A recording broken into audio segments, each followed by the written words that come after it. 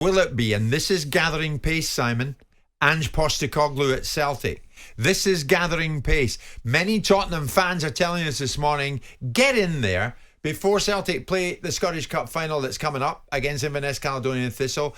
Get it nailed on that he's coming after that, and we'll have him. Postecoglou for Tottenham. Does it make sense to you, Simon, before we take some calls? Well, he's a very good manager, isn't he? And it's a natural progression. Whether Celtic fans want to hear that or not, is that the Premier League is a natural progression. Celtic are a wonderful football club. Nothing I'm saying is detracting from that. But the Premier League is the biggest league in world football. And so subsequently managers are going to want to find themselves in that space if they've got anything about them. If he feels his time at Celtic has run its course.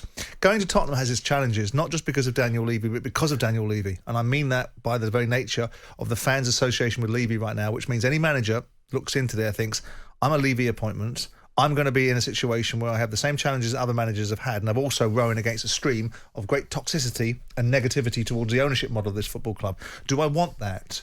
Do I want that, or do I think there might be an opportunity if I keep winning everything with Celtic and keep progressing Celtic that I might even get a bigger job than Tottenham?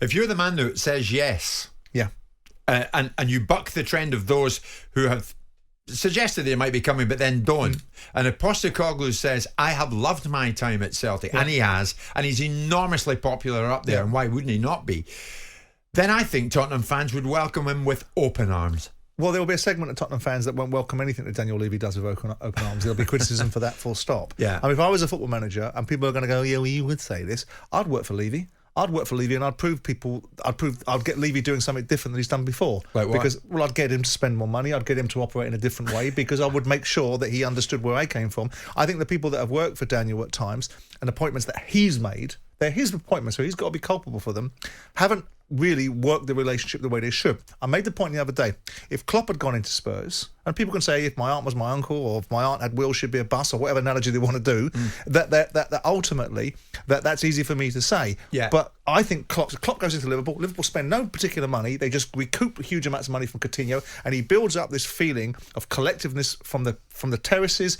into the playing squad, into the boardroom, and boom, you've got this united front. Now, there were better people at times. He's a one-off still, Klopp. Well, he's a one-off, but he isn't a one-off because there'll be other people out there that have a similar outlook, a similar attitude, and a similar set of capabilities. It's just when you get them. But you would leave it to spend more money. If you went in there and say, I'm your man, great, you need to spend more. I would do two things, and it's easy for me to say not being a football manager. I would absolutely exhaust the playing squad that I've got. I would rinse every last thing out of it, so I'm got to get them to operate at the highest possible level. And then I'd say to the chairman of the football club, I'm doing my job, now you've got to do yours, because I've got any football club owner will say, well, why haven't you got this from him and why haven't you got that from him? It's all well and good you coming to me every single time you don't get from somebody what you're supposed to get, but exhaust the resource and then let's talk about what you need next. Now, of course, that's easy for me to say because I'm not a football manager, but there's this feeling in my mind about these football managers.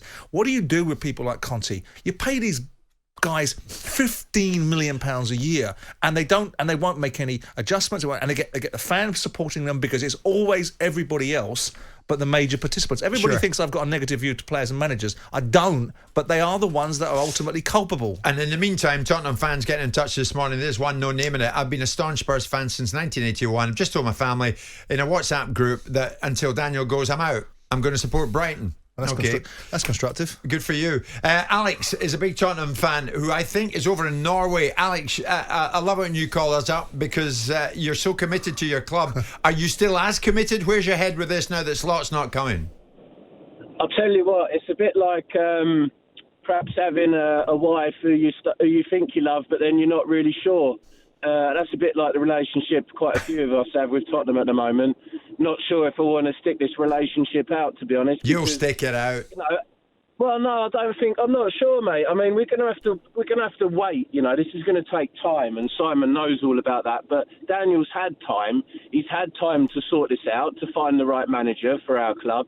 He's had time to fill up the boardroom with sporting directors as well. So I'd like to ask Simon, I mean, what is his plan? Because obviously the managers that are being named that fans are getting excited about are saying no thanks, and he has no plan.